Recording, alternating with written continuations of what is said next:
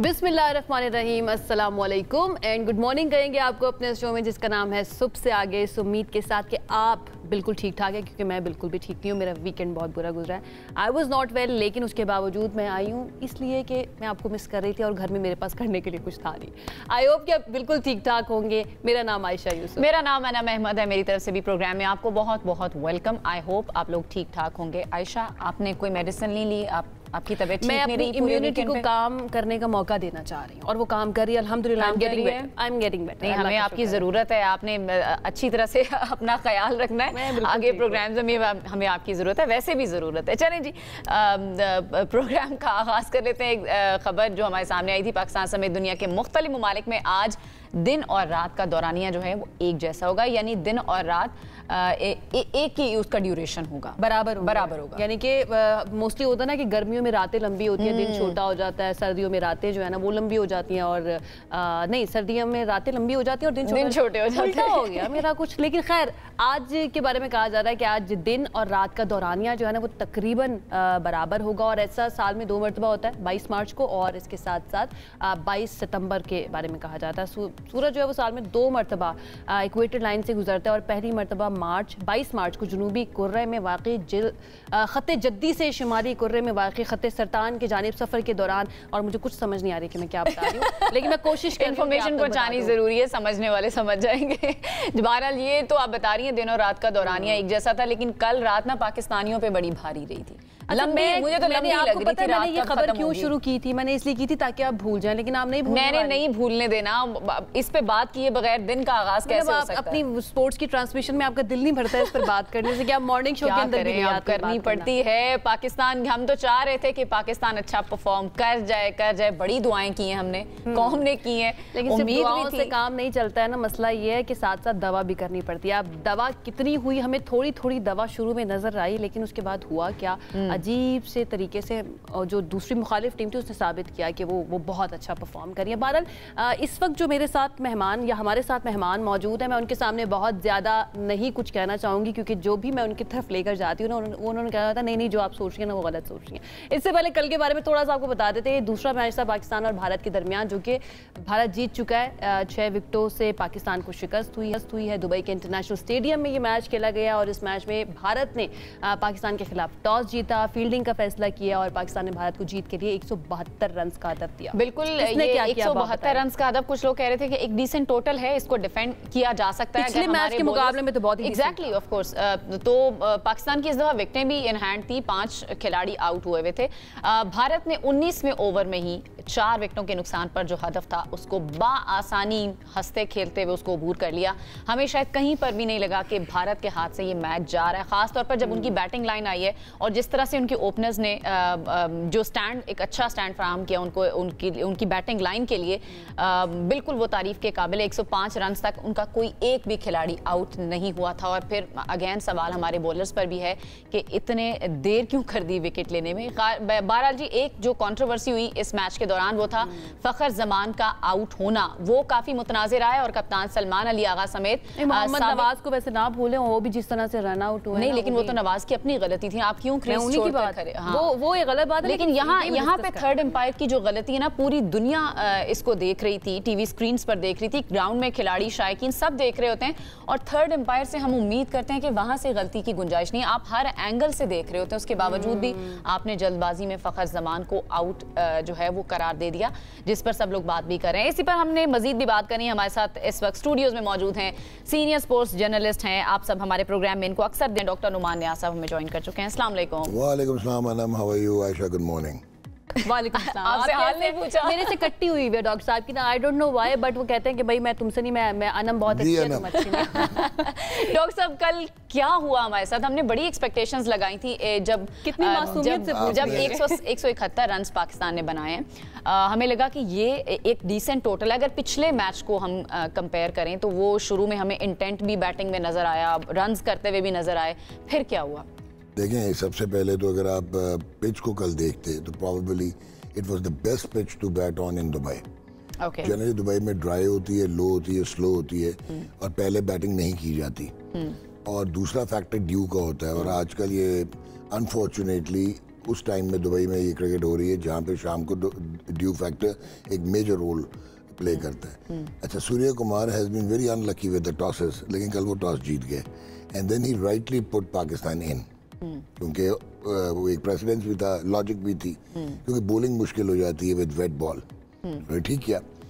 अब आपने जो स्टार्ट लिया सबसे पहले, तो मुझे ये आप एक्सप्लेन करें और आपके सेलेक्टर्स एक्सप्लेन करें, क्योंकि अब हम लोगों ने काफ़ी पेशेंट अब हो गए कि आपने हमें कहा कि हमने बाबर आजम को और मोहम्मद रिजवान को इसलिए निकाल दिया कि उनका टेम्पलेट सूटेड नहीं था, उनका स्ट्राइक रेट ठीक नहीं था मॉडर्न क्रिकेट के साथ। Well and good, well done, उन्होंने परफॉर्म भी नहीं किया, चलो ठीक।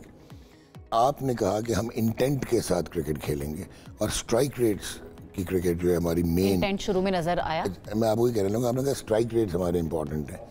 आपके लड़के का जो हसन नवाज है, जिसको 2 हफ्ते पहले आपकी टीम मैनेजमेंट जनरेशनल टैलेंट कह रही थी, जो कि एक ओपनर है, फिर उसको आप नंबर 4 पे लाए, फिर आप उसको नंबर 6 पे ले गए, उसके साथ तो आप ज्यादती कर रहे थे, ठीक है, आपने उसको ड्रॉप कर दिया। उसका स्ट्राइक रेट है 143, मोहम्मद हारिस का स्ट्राइक रेट है 139। उसको आपने पैक करके खूबसूरत अंदाज में अपने डग आउट में रखा कि तूने अंदर नहीं जाना कि गलती ना हो जाए। ये हो गए 2। तीसरा, पिछले 2 मैचेस में सबसे ज्यादा ब्लेजिंग स्ट्राइक रेट और जो हिटिंग कर रहा था वो था शहनशाह अफरीदी। उसको भी आपने कहा ना Lala, sit in the dugout. तो एक तो ये आपने खुद ही अपने आप को कॉन्ट्राडिक्ट कर दिया that you are making fool out of all of us. या तो आप बिल्कुल क्योटिक हैं और आपको समझ नहीं है, और या फिर आप हमसे बहुत ज्यादा आगे हैं। सिलेक्शन की बात तो अभी इसका एक जवाब दे दूं। शुरू से ही मेरा सवाल भी ले लें साथ ही ना, शुरू से ही हम सिलेक्शन की बात करें। कल के मैच में स्पेसिफिकली ऐसा क्या हुआ, क्योंकि हमारी उम्मीदें बढ़ गई थी। ऑनेस्टली हमारी उम्मीदें बढ़ गई थी कि चलो अच्छा खेलना शुरू कर दिया, साहिबजादा फरहान भी परफॉर्म कर रहा है। एंड देन फिर मैंने खबर पड़ी कि ना एक साइकेट्रिस्ट जो है ना वो भी साथ लग चुका है, एक दिन पहले, इस मैच से एक दिन पहले। ठीक है, हो सकता है उसने कोई जादू कर दिया। वैसे वो भी अलमिया है, क्योंकि क्लिनिकल साइकोलॉजिस्ट भेजा, मेरे स्पोर्ट्स साइकोलॉजी टोटली फर्क है। और एक दिन पहले भेजना। देखिए ना, आप एक्सपर्ट हैं, आप ज्यादा बेहतर बता सकते हैं, लेकिन हमारी उम्मीदें बढ़ गई थी कि यार हो सकता है कि कुछ जो है ना बेहतर परफॉर्म करते हैं। लेकिन हमें इंडिया जो है ना उसकी हमें गेम नजर आई, और हमें नजर आया कि 171 होने के बावजूद उनके पास गेम थी और उन्होंने परफॉर्म करके जीत गए। सिलेक्शन की खामियां हमें पता है, क्या क्या गलतियां की गई हैं वो हमें पता है। कल के मैच के अंदर क्या किया जा सकता था जिससे थोड़ा बेहतर हो जाता। सिर्फ सिलेक्शन की गलतियां नहीं है। देखें, India is a top team of the world, और वो एक प्रोसेस ड्रिवन स्ट्रक्चर्ड पाथवे से आई हुई है, और आप उनको कम्पीट नहीं कर पाते। ठीक है, ओके फाइन, लेकिन कम से कम जो आपके रिसोर्सेज हैं उनको तो अब 100% कैपिटलाइज करें ना। अब कल की जो इन्होंने बात की, it was fantastic to see 92 for 1 in 10 overs. बहुत अच्छा हो गया, ठीक है। फ़खर अनफॉर्चुनेटली वो जो ये कहा इन्होंने सही कहा है, एक तो वो एविडेंटली एलूजन के बगैर भी लग रहा था कि नॉट आउट है। उसका एक प्रोसीजर होता है जो हमें कबाहत नजर आई, बहुत थर्ड अंपायर ने बहुत ही जल्दी आउट दे दिया। इसका एक प्रोटोकॉल होता है कि अब हर एंगल से ब्रॉडकास्टर को कहते हैं दिखाओ, उसके बाद अब ठीक है कि आपको लगे तो आप बेनिफिट ऑफ डाउट दे देते हैं अगेंस्ट आप बैटर को बेनिफिट ऑफ डाउट देते हैं। अगर आपको एंगल्स पे लगे कि बॉल जो है उसका उंगलियां नीचे आ गई हैं तो आप दे देते हैं, लेकिन ये कल गलत किया गया, वो गलत आउट दिया गया। नंबर 1 ये तो आपका सेटबैक हुआ। बट अब साहिबजादा फरहान का अगर आप देखें, you will be shocked to know he got about 58 in 45 balls. ठीक है, 20 डॉट बॉल खेली उसने। अच्छा, शुरुआत उन्होंने अच्छी की थी, उसके बाद थोड़े स्लो होते चले गए। यही कहना चाह रहा हूँ ना। अच्छा, अब आप इंटेंट की बात करते हैं। आपने हुसैन तलत को उस वक्त भेज दिया, हालांकि हुसैन तलत की सिलेक्शन ठीक थी, उसको पूरे टूर्नामेंट में कल के मैच में राइट चॉइस थे, but wrong place to Hussain. वो है कंसोलिडेटर, वो है रन अ बॉल, रोटेशन और स्ट्राइक। पावर हिटर की जरूरत थी उस वक्त आपको रोटेशन तो चाहिए नहीं थी।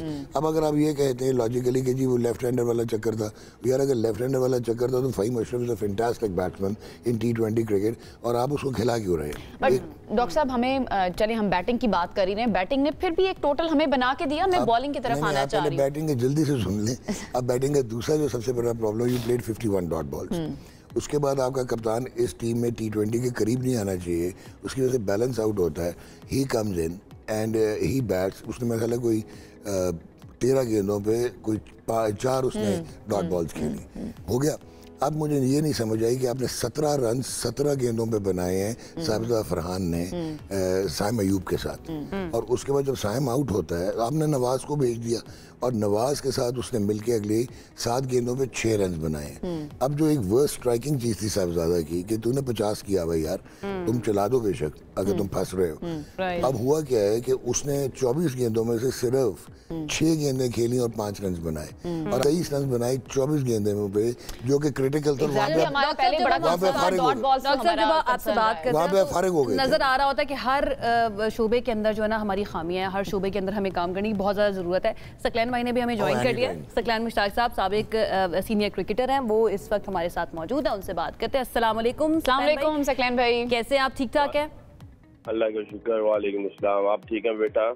अल्हम्दुलिल्लाह। अनम से तो आप रोज बात कर रहे होते हैं, मैं चाहूंगी पहला सवाल मैं आपसे कर लूं। आयशा बात कर रही हूँ, कल के मैच से कुछ एक्सपेक्टेशंस आपकी थी और जिस तरह से हमारी टीम ने खेला है वह आपकी डेफिनेटली तवक्कुआत पर तो पूरा नहीं उतरा, लेकिन व्हाट्स योर टेक? सबसे पहला टेक क्या होगा आपका उनकी परफॉर्मेंस पे? देखें बेटा, मैंने भी प्री पोस्ट मैच एनालिसिस किए, अपने एक्स क्रिकेटरों को भी सुना, एक्सपर्ट्स को भी सुना। पोस्टमार्टम हो रहा है और हर जगह से पोस्टमार्टम किया जा रहा है, चाहे वो कप्तानी ले लो, चाहे बैटिंग ले लो, चाहे टॉप ऑर्डर ले लो, मिडल ऑर्डर ले लो, फास्ट बॉलर, स्पिनर्स, इनकी यूटिलाइजेशन सही नहीं हुई। कोई कह रहा है प्लानिंग ठीक नहीं है, कोई कह रहा है जनाब ये चीजें ठीक नहीं है। ये सारी चीजें जब हो जाती है, मैच हमारा फेवर में नहीं होता, तो ये इसी तरह की ही बातें आपको सुनने को मिलेंगी।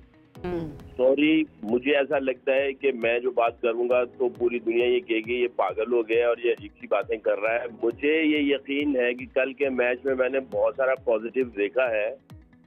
पाकिस्तान की टीम ने ठीक है मैच हार गई है, 10, 15, 20 रन थोड़े कम किए हैं। 20 में से जब साहबजादा फरहान, साइम अयूब जो था वहाँ पे थोड़े से रन थोड़े रुके हैं। 110 से शुरू किया था, फखर का गलत आउट दे दिया गया, मैं ये समझता हूँ। ये सारी चीजों को देखते हुए बॉलिंग में हमने अग्रेसिव रहे मगर कंट्रोल छोड़ दिया। स्पिनर्स को, इब्रार को और साइम को पावर प्ले के अंदर ज्यादा इस्तेमाल कर लिया। हालांकि फ़हीम अशरफ ने जो उसको बोल्ड किया, शुभमन गिल, वो गेंद पड़ के सीम हुआ, गेंद अंदर आया, बहुत ही अच्छा गेंद किया, उसको बोल्ड किया। अगर फास्ट बॉलर वहां कर लिए जाते, ये सारी चीजें हमें हार गए। मगर उसके सकलैन भाई, लेकिन अपनी भी तो थोड़ी गलतियां हैं ना। बिल्कुल आप सही कह रहे हैं। पॉजिटिव, अगर पॉजिटिव निकाले, देखिए बहुत नेगेटिव निकल गया और बहुत सारी बातें कर दी। अगर आप इसको ये देखें, अगले 2 मैच पाकिस्तान जीता है, बांग्लादेश, श्रीलंका और इंडिया को जाके फाइनल में मारता है। अब बताएं उस वक्त क्या कमेंट चलेंगे और उस वक्त क्या बातें होंगी।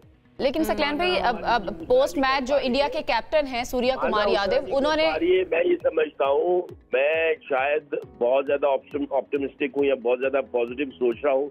मुझे कल के मैच में पाकिस्तान के बहुत सारे पॉजिटिव नजर आए हैं। क्या पॉजिटिव नजर आए हैं सकलैन भाई? थोड़े से मेंशन कीजिए क्या क्या, अगर टॉप 3 की हम बात करें क्या थी? बुमराह जो दुनिया का नंबर 1 बॉलर बना हुआ है हर फॉर्मेट के अंदर, उसको तो सॉर्ट आउट कर दिया उन्होंने। 4 में 45 रन पड़े उसको और उसने आउट भी कोई नहीं किया। हार्दिक पांड्या ने ठीक है आउट किया, उसका गेंद थोड़ा बहुत स्विंग हो रहा था, उसको भी सही तरह से ट्रीटमेंट दे दी इन्होंने। पहले 10 ओवरों में जिस तरह का हम चाह रहे थे इन्होंने कर दिया। ठीक है, हमसे कुछ डिसीजंस गलत हुए हैं, कुछ हमने गलतियां की। हार वाली टीम की गलतियां ज्यादा होती हैं, जीत वाली टीम की गलतियां कम होती हैं। सकलैन भाई, कौन से डिसीजंस गलत थे, अगर थोड़ा सा आप बता सकें? हुसैन तलत को साइम अयूब के आउट होने के बाद उस जगह पर खिलाना, आपको लगता है वो एक गलती थी? फिर बॉलर्स की तरफ से, कल मैं प्रोग्राम में हमसे क्रिकेट में भी आपसे बात करी थी, अग्रेशन वो जो 90s के क्रिकेटर्स का हुआ करता था, वो जो बॉडी लैंग्वेज हुआ करती थी वो मिसिंग हमें नजर आ रही थी। लेकिन कल के मैच में अग्रेशन भी हमें नजर आया, कुछ तकरार भी नजर आई, कुछ एक दूसरे के करीब भी आए दोनों टीम्स के। खासतौर पे मैं हारिस रऊफ की बात करना चाहूंगी। आपको लगता है कि ठीक है ये चीजें भी साथ साथ चलती हैं, लेकिन बॉलिंग पे ज्यादा फोकस होना चाहिए था, इन चीजों ने तवज्जो हटा दी शायद? मैं ये समझता हूँ थोड़ा सा कंट्रोल और अच्छा करना चाहिए, खास तौर पे फास्ट बॉलर्स की तरफ से। और पहले पावर प्ले में फास्ट बॉलर्स को जिम्मेदारी लेनी चाहिए।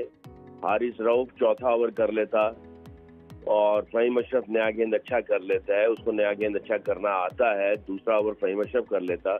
हारिस रऊफ को जिम्मेदारी लेनी चाहिए। पहले पावर प्ले में आपको बहुत ज्यादा आपने साइम और अब्रार को इस्तेमाल किया, उनको थोड़ा सा नीचे आना चाहिए था पावर प्ले के बाद। बाकी ऑब्वियसली इंडिया की टीम इस वक्त कॉन्फिडेंस में स्काई हाई है। पूरा मीडिया, पूरे एक्सपर्ट, सारे के सारे जो है वो इंडिया को ही कह रहे हैं वो अच्छा क्रिकेट खेल रही है। उनके तो कैप्टन जाते हुए प्रेस कॉन्फ्रेंस में कह के भी गए, अब तो राइवलरी वो रही नहीं है, आप क्या सवाल करें? नहीं, उन्होंने यही बात करनी और इसके अलावा और क्या बात कर सकते हैं, मुझे ये बताएं। इनके पास कोई और बात होगी? वो यही बातें करेंगे। जाहिर है जीतने वाली टीम। लेकिन सकलैन भाई, इंडियन फैंस की तरफ से भी, जितना मैंने इंडियन मीडिया को फॉलो किया या इंडियन सोशल मीडिया को फॉलो किया डिजिटली, उनके ऊपर भी बड़ा प्रेशर था कि उनको खेलना ही नहीं चाहिए था। अपने ही क्रिकेटर्स को बड़ा तनकीद का निशाना भी बना रहे थे। बेटा यही ड्रामेबाजी करते रहते हैं, इनको खेलना ही नहीं चाहिए था। उनके तो हैप्पी डेज लगे हुए हैं जब उनका पल्ला भारी चल रहा है, उनकी सारी चीजें उनकी तरफ है, अंपायर उनकी तरफ, अंपायर उनके अपनी मर्जी, मैच रेफरी अपने। लेकिन सकलैन भाई फिर भी उनकी क्रिकेट तो फिर भी बेहतर है। सब कुछ उनकी तरफ होने के बावजूद वो क्रिकेट भी तो अच्छी दिखा रहे हैं। सकलैन भाई, अभिषेक शर्मा की मैं बात करना चाहूंगी, आप थोड़ा सा इस पे अगर कमेंट कर दें। जिस तरह से उसने इनिंग्स को बिल्ड किया, जिस तरह से उसकी कल बैटिंग हमें इंटेंट नजर आया, कैसा देख रहे हैं आप उनकी इनिंग्स को? उसकी इंटेंट तो हमने बना दी ना। हमें जिस तरह का कंट्रोल करना चाहिए हमने कंट्रोल नहीं किया। जिस कंट्रोल एग्रेशन के साथ बॉलिंग करनी चाहिए, जिस प्लान के साथ बॉलिंग करनी चाहिए थी, वैसे हमने नहीं की। उसकी इंटेंट ने तो बनना ही बनना था। T20 में और क्या करता है बंदा? जब उसको पता है विकेट टेकिंग डिलीवरीज नहीं आएंगी, कंट्रोल वाली बॉलिंग नहीं होगी, तो आगे तो फिर फुट ही है ना। तो उसने तो वैसे ही करना था। बट मैं ये कह रहा हूँ कि बहुत सारी ये चीजें हो गई। आप मेरे अल्फाज लिख लिए, अल्लाह करे मेरे अल्फाज जो है वो सही हों, जो कि मैं काफी ऑप्टिमिस्टिक हूँ।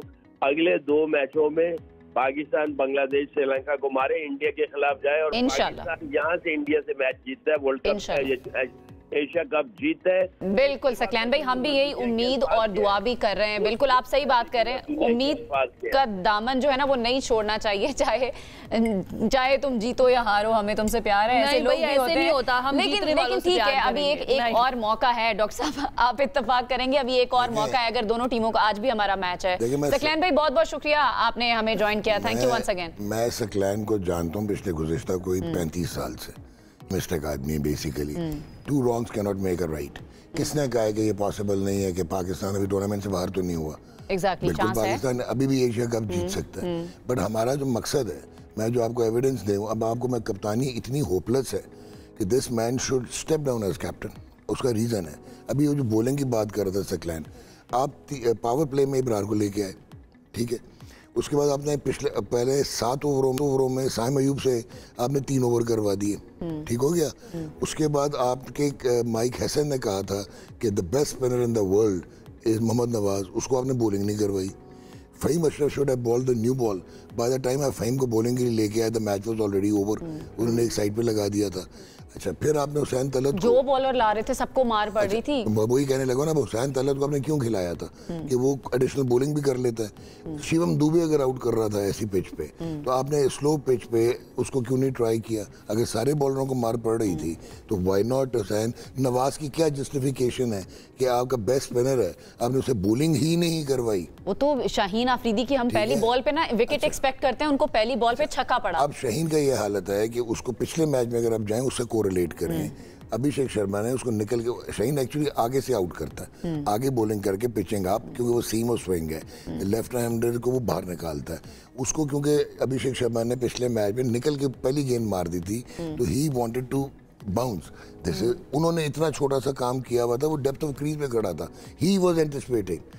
That is what you call scientific cricket. More about cricket ना, परफॉर्मेंस के अलावा भी इंडिया की टीम का कोई मैच नहीं है जी। स्पिरिट ऑफ क्रिकेट भी तो होती है ना। अभी मैं एक और चीज भी आज डॉक्टर साहब देखिए, स्पिरिट ऑफ क्रिकेट भी तो होती है। स्पिरिट ऑफ क्रिकेट में आपको एक चीज कर देता हूँ ना। देखें, मैं तो सबसे बड़ा क्रिटिक हूँ कि जितना मर्जी बड़ा फाइनेंशियल जगरनॉट है India, but at the end of the day they do not own international cricket. This is the weakness of the rest of the world. लेकिन एक और इम्पोर्टेंट चीज है ना, उनकी चेयर आईसीसी की किसके पास है? जय शाह। सीईओ कौन है? ठीक है, संजोग गुप्ता। ठीक हो गया। अब अनफॉर्चुनेटली ये तो पोलराइज्ड वर्ल्ड आपने कर दी ना कि उनको आपने स्पेस दी हुई है। व्हाई? सारे फुल मेंबर्स और इक्वल होना चाहिए। और पाकिस्तान के अलावा कोई आवाज भी तो नहीं ना उठाता। लेकिन ये कह रहे हैं आंख उठाई नहीं ना। मैं आपको बता रहा हूँ ना, जो असल में जो ब्लंडर हुआ है, आपकी मिसमैनेजमेंट हुई है। फॉर द फर्स्ट टाइम, जो जिस दिन सूर्या ने पॉलिटिकल स्पीच कर दी थी, they were वो in issue trouble. highlight होना चाहिए था। ICC was in trouble. अगर आप ये पहलगाम वाली बात कर रहे हैं जी जी 18 से 36 घंटे में अगर आप वो रिपोर्ट कर देते तो आईसीसी ने अगर परमिशन नहीं दी थी तो सूर्य कुमार पे लेवल 3 और 4 लगता, और अगर आईसीसी ने परमिशन दी थी तो कॉन्ट्रावेनिंग टू देयर ओन लॉज था। एक्सपर्ट्स बुलाए तो थे अपने साथ मोहसिन नकवी साहब ने इस इशू को टैकल करने के लिए? नहीं, वो एक्सपर्ट्स नहीं थे, वो तो अपने आप को निकालने के लिए बुलाया था उन दोनों को, ताकि वो फंस गए थे आप उस डिसीजन। चलिए एटलीस्ट उन्होंने कोशिश की कि हम इस सिनेरियो से अच्छे तरीके से निकल जाएं या फिर स्पेस सेविंग के लिए कुछ मिल जाए। मैं और भी आपको जाते जाते कह दूं कि जो आपका चेयरमैन पीसीबी हैं उनकी जो एडवाइजरी है ना, जो एडवाइज करते हैं, ये उन पे मलबा आता है, because chairman is not supposed to remember all articles of association and by law and codes. He has to be informed. 30 seconds में ये स्पिरिट ऑफ क्रिकेट की जो मैं बात करूं, नुकसान कितना पहुंचा रही है इंडिया का इस वक्त चारों तरफ हम देख रहे हैं कि मलबा है, ठीक है, लेकिन नुकसान कितना क्रिकेट को कितना नुकसान पहुंचा? बहुत ज्यादा। ये जब आपने पॉलिटिकल स्टेटमेंट दिलवा दी, उसके बाद न्यूजीलैंड, इंग्लैंड, ऑस्ट्रेलिया चुप करके बैठे हुए हैं बिकॉज उनकी इंटरेस्ट है। आईपीएल $12 बिलियन का प्रोडक्ट है, बट कमर्शियलिज्म, वल्गर कमर्शियलिज्म एक तरफ, आप स्पिरिट ऑफ द गेम को हर्ट कर रहे हैं। बिल्कुल, हमारे पास वक्त खत्म हो चुका है, आप बड़े गुस्से में भी हैं, टीम पे, मैनेजमेंट पे भी, और इस वक्त पूरी कौम की तर्जुमानी यही जो टेम्परामेंट है ना, यही करे। डॉक्टर नुमान हमारे साथ मौजूद थे, लेकिन कल के दिन की जो इंटरेस्टिंग बात पाकिस्तानी शायकीन को जो मिली है, वो हारिस रऊफ ने जिस तरह से इंडियन शायकीन को चुप कराया है, और उन्होंने 6-0 का जो साइन बनाया, और फिर उन्होंने जहाज प्लेन उड़ाकर फिर नीचे गिराते हुए दिखाया। छुपा परफॉर्मेंस से करवाते हैं। हाँ, लेकिन ठीक है, वो तंग कर रहे थे, वो शायकीन भी उनको तंग कर रहे थे। इस तरह की हरकतें करके आप तंग नहीं करवाते हैं। बहरहाल जी, ये देख भी रहे हैं हम, ये उन्होंने कोशिश की है, डेफिनेटली ये क्रेडिट तो हमारी पाक फिजाइया का है, लेकिन जो भी पाकिस्तानी है और सामने इंडियन हो तो वो इस तरह से करने की कोशिश करता है। लेकिन अगेन मेरा ये टेक है कि आप परफॉर्मेंस से चुप करवाते हैं, आप इस तरह की हरकतें करके चुप नहीं कर रहे। बहरहाल जी, अब एक ब्रेक की तरफ हमें जाना है। ब्रेक से जब हम वापस आएंगे तो हमारे पास और भी अहम सेगमेंट्स हैं, आम लोगों से आपकी मुलाकात करवानी है। Stay with us. ब्रेक के बाद आपको कहेंगे खुश आमदीद। कराची की बात करें जिसे रोशनियों का शहर कहा जाता है, लेकिन ट्रैफिक जाम जो है वो एक बोन ऑफ कंटेंशन बन चुका है कराची के शहरियों के लिए। उनकी ज़िंदगी को अजीरन बनाया हुआ है। तरक्याती काम कहीं पर हो रहे हैं, कहीं पर रेड लाइन, ग्रीन लाइन मंसूबे बन रहे हैं, फिर सुई गैस की खुदाई का काम भी हो रहा होता है। और बारिशों के बाद जो सिचुएशन है उसने सड़कों को खस्ता हाल करके रख दिया है, और सूरत हाल में हम ये कह सकते हैं कि मज़ीद ख़राब हो गई है। शहरी रोज़ाना घंटों ट्रैफिक में फंसे रहते हैं, और ये बहुत संगीन मसाइल जो है ना अब इतनी ज़्यादा बढ़ते जा रहे हैं कि लोगों को अब उन्होंने साइकोलॉजिकली भी तंग करना शुरू कर दिया। लेकिन अब काम हो रहा है। पुलिस ने एक नया कदम भी उठाया है। 1 अक्टूबर से कराची में ई टिकटिंग का निज़ाम नाफिज होने जा रहा है, और इस निज़ाम के तहत कोई अहलकार सड़क पर शहरियों को नहीं रोकेगा, बल्कि खिलाफ वर्जी अगर कोई करता है तो फिर चालान बराह रास्त उसके घर भेजा जाएगा, और शहरियों को 21 दिन का इसमें टाइम पीरियड जो है वो भी दिया जाएगा, जबकि 14 दिन में चालान भरने पर 50% रियायत भी मिलेगी। इस रियायत का भी मकसद यही कि लोगों को आगाही दी जा सके या लोगों को इस तरफ लाया जा सके कि ट्रैफिक रूल्स को वायलेट ना करें। Definitely, but there are going to be a lot of challenges, और इन चैलेंजेस से कैसे निपटना है, लोगों तक इस मैसेज को कैसे लेकर जाना है कि road safety is very very important. इसके लिए हम नेटवर्क जो है वो चारों सूबों की पुलिस के साथ उन्होंने एक प्लेज किया कि लोगों को ये बताया जाएगा, लोगों तक ये मैसेज पहुँचाया जाएगा मेन स्ट्रीम मीडिया के थ्रू, डिजिटल प्लेटफॉर्म्स के थ्रू, जिसकी जिम्मेदारी हम नेटवर्क ने ली कि लोगों को ये बताया जा सके कि आपने रोड सेफ्टी जो है ना उसको अपनी प्रायोरिटी बनाना है। रोड सेफ्टी कल्चर को तरगीब देने के लिए हमने ये जिम्मेदारी ली थी, और डेफिनेटली हम समेत जितने भी इस इदारे के साथ चैनल जुड़े हुए हैं वो इस जिम्मेदारी को निभा भी रहे हैं। अब इस वक्त क्या सिचुएशन है, हमारे साथ मौजूद हैं पीर मोहम्मद शाह साहब जो कि DIG ट्रैफिक कराची हैं। उन्होंने हमें ज्वाइन किया है, उनकी तरफ चलते हैं और उनसे जानते हैं कि ये किस तरह से कैंपेन चल रही है, एंड देन इसके अंदर कौन कौन से चैलेंजेस का सामना करना पड़ा है। शाह साहब, बहुत शुक्रिया हमें ज्वाइन करने के लिए। सबसे पहले तो इस सिस्टम के बारे में थोड़ा सा बता दीजिए। ई टिकटिंग का ये जो सिस्टम है, इसमें जो ट्रैफिक पुलिस एहलकार होते हैं, या हम ये कह सकते हैं कि बीच में इंसान जो है उनको निकाल के ऑटोमेटेड कर दिया गया है सिस्टम को, थोड़ा सा एक्सप्लेन कर दें हमारे लिए इसको। Thank you for having me on the show. Actually देखें, कराची एक बहुत बड़ा शहर है, एक मेट्रोपॉलिटन सिटी है जिसमें 2 करोड़ से ज़्यादा आबादी है, 70 लाख से ज़्यादा गाड़ियाँ हैं। तो ये सिर्फ 5-5.5 हज़ार पुलिस, ट्रैफिक पुलिस जो है ना, they are never enough if you put them on roads and get the things done manually. तो इसको हमने रियलाइज़ किया, और फिर हम ये जदीद सिस्टम लेकर आए। गवर्नमेंट ने उसको ओन किया और उन्होंने जो है ना बिल पास किया और अब वो अगले माह से इम्प्लीमेंट होने जा रहा है। इसकी जो सेलिएंट फीचर्स हैं उसमें जो मेन चीज़ है वो यही है कि जो अवाम और जो पुलिस के दरमियान जो फ्रिक्शन है वो यही है कि जब कोई भी वायलेशन करता है रोड के ऊपर तो उसको फिज़िकली रोका जाता है और उसको टिकट जनरेट करके दिया जाता है, जिसकी वजह से जो है ना अक्सर लोग दस्तो गिरबान होते हैं और कहते हैं कि भाई मुझे ही क्यों रोका, बाकी भी तो वायलेशन कर रहे हैं। तो उससे ना सिर्फ ये कि पुलिस और पब्लिक के दरमियान जो है वो एक बुरी फ़िज़ा पैदा हो रही थी, बल्कि किसी को अगर रोका जाए तो पीछे रोड भी ब्लॉक हो जाता था। तो बहरहाल this is one big thing that we are bringing about. This would be faceless, this will be fully automated. Violations के ऊपर कोई अभी ग्राउंड के ऊपर रोका नहीं जाएगा किसी को। जैसे आपने बिल्कुल सही कहा कि घरों पे ये टिकट दी जाएगी और इस तरह से हम काफ़ी सारी कैंपेन्स भी कर रहे हैं, लोगों तक बात पहुँचाई जा रही है। जी जी। अच्छा ये बताइएगा, आपकी नज़र में ट्रैफिक जैम का कराची में ज़ाहिर एक बहुत बड़ा मसला है, हम सब जानते हैं, लेकिन उसकी सबसे बड़ी वजह क्या रोड सेफ्टी के बारे में लोगों को आगाही नहीं है, अवेयरनेस नहीं है, या क्या वजूहात आप समझते हैं? देखें, एक तो लोग जो हैं वो जल्दी में हमेशा अपने ही पाँव पे कुल्हाड़ी मारते हैं और वन वे को जब आप वायोलेट करते हैं तो बिल्कुल आमने सामने ट्रैफिक हो जाती है। तो एक तो ये मेन वजह है कि लोगों को जल्दी होती है। सेकेंडली जो है ना हमारे यहाँ यूनिवर्सिटी रोड है, जिना एवेन्यू है, इस तरह बहुत सारी सड़कें हैं जो कि इस वक्त अंडर कंस्ट्रक्शन है। वहाँ पर BRT प्रोजेक्ट्स चल रहे हैं, कहीं येलो लाइन का काम चल रहा है, कहीं ग्रीन लाइन। तो नेचुरली जब तक वो बनकर सामने आए तब तक काफ़ी इश्यूज़ हैं।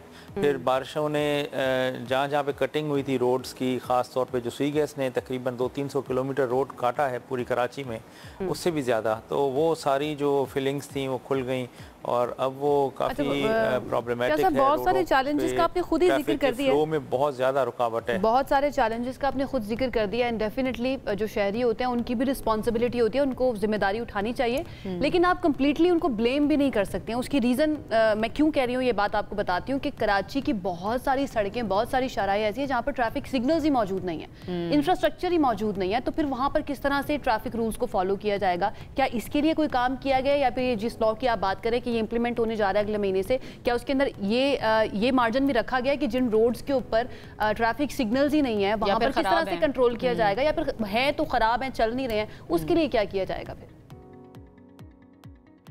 देखें, ये जो ट्रैफिक इंजीनियरिंग ब्यूरो है उसको भी ओवरहॉल किया जा रहा है। तो जब तक जहाँ पर आपने आइडेंटिफाई किया इस तरह की जगहें, वहाँ पर तो नेचुरली हम अपना गार्ड लो कर लेंगे। लेकिन आप ये देखें ना, शारा फैसल है सिग्नल फ्री है, राशिद मिनास है सिग्नल फ्री है, लेकिन सिग्नल फ्री होने के बावजूद भी जो लोग हैं लेन की पासदारी नहीं करते। बसेस राइट लेन में चल रही होती हैं फास्ट ट्रैक पे, मोटर बाइक्स भी हर लेन में चल रहे हैं और ओवर स्पीडिंग हो रही है। तो ये चीज़ तो नहीं रोकती ना आपको कि अगर सिग्नल नहीं भी हैं कहीं पर तो आप जो है हेलमेट ना पहने या ओवर स्पीडिंग करें या लेन की वायलेशन करें या वन वे को वायलेट करें। ये तो वो चीज़ें हैं जो बेसिक्स हैं किसी भी रोड के चलने के लिए बहुत ज़रूरी हैं। Completely agreed. लेकिन एजुकेट भी करें। देखिए कराची में ठीक है शाह साहब, गोल जो है वो यही है ना कि कराची के अंदर ट्रैफिक का निज़ाम जो है ना उसको बेहतर किया जाए, लेकिन चंद शराएं ऐसी हैं जहाँ पर सिग्नल्स लगे हुए हैं और लोग जो है ना लेन को फॉलो नहीं कर रहे हैं बिकॉज वहाँ पर सिग्नल्स नहीं है, तो वो इतना नोट भी नहीं होता है। तो अगर major part of the city के अंदर ट्रैफिक सिग्नल्स नहीं है और वहाँ पर कंट्रोल नहीं है ट्रैफिक, तो फिर ये गोल अचीव कैसे होगा? सिर्फ चंद सड़कों के ऊपर इसको इम्प्लीमेंट करके कैसे अचीव होगा गोल? देखें, ओवरनाइट तो कोई भी चेंज नहीं आती ना। You have to take some baby steps in order to get to the final destination. So ऐसा नहीं है कि ओवरनाइट ही ये ठीक हो जाएगा। It would take some time. कोई शॉर्ट टर्म गोल्स रखे गए हैं? शॉर्ट टर्म गोल्स रखे गए हैं कि इतने एक साल के बाद या 6 महीने के बाद ये अचीव करना चाहिए? थोड़ा सा वो शेयर कर दें हमारे साथ। देखिए, हमारा अल्टीमेट तो है विजन 2030 है कि जिसके अंदर we would have a Karachi which would be completely transformed in as far as the traffic flow is concerned. लेकिन हमने एनुअली भी हमने इसी तरह रखा है कि जैसे ही ये ट्रैफिक इंजीनियरिंग ब्यूरो बहाल होगा, एक फ़ाल होगा, तो ये सिर्फ 2 साल की बात है। कराची के अंदर ना अगर ये इंफ्रास्ट्रक्चरल इम्प्रूवमेंट्स आ जाएँ, जैसे आपने कहा सिग्नल्स जो हैं वो ऑटोमेट हो जाएँ, लेन मार्किंग्स प्रॉपर आ जाएँ, ज़ीब्रा क्रॉसिंग और रोड फर्नीचर, तो naturally it would take maybe a year और 2।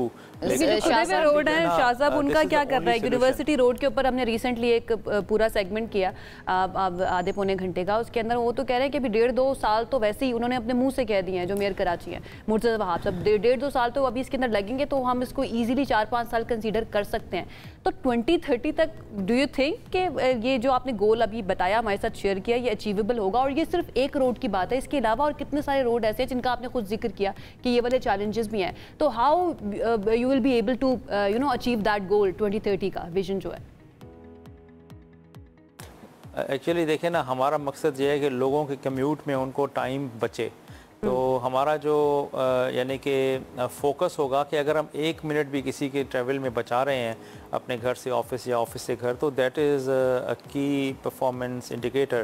तो ये जैसे बड़ी बड़ी सड़कें जो 2 हैं हमारी कराची के अंदर जो खुदी हुई हैं जहाँ पर काम चल रहा है, तो naturally they will take some time, maybe couple of years. लेकिन जो बाकी सड़कें हैं जैसे शारा फैसल बिल्कुल सही है, राशिद मिनास ठीक है, उसके अलावा आपका नूरजहान ठीक है, इसी तरह शारा पाकिस्तान बिल्कुल ठीक है।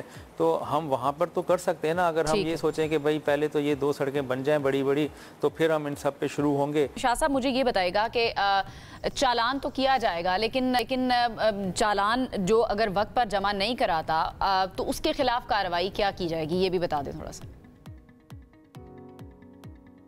लेकिन जैसे आपने कहा कि 14 दिन के अंदर 50% ऑफ है, 21 दिन के बाद ये डबल हो जाएगा, and then this would freeze to double, यानी कि 100% इंक्रीज़ के बाद अगर मज़ीद 3 महीने तक कोई चालान नहीं जमा कराता तो उसका जो लाइसेंस होगा वो टेम्परेरीली सस्पेंड होगा, और अगर उसके बावजूद भी अगले 6 माह तक वो अगर पे नहीं करते तो फिर उसका CNIC जो है वो ब्लॉक कर दिया जाएगा।